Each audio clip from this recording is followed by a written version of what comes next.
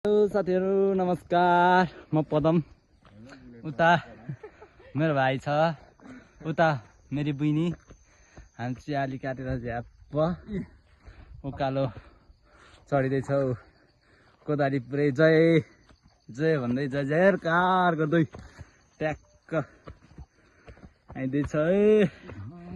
क्यापले खतरा देखिएछ।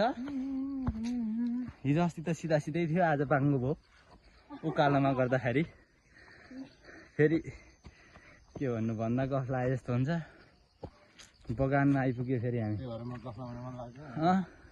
म एकदम सोझो है, फेरि एकदम भला आदमी ज्ञानी, तर मलाई विश्वास गर्दैनन्। त्यही चिन्ता लाग्छ। तर त्यो मलाई विश्वास नगर्ने मान्छे,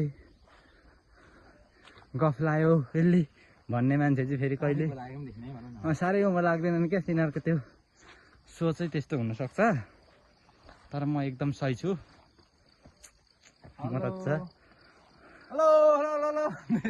उसको राम्रो छ। अब कतिखेर रात पर्छ र घर जाउँ भन्ने भइरह। अनार फदिरहेछ है यहाँ। अनार यस्तो छ।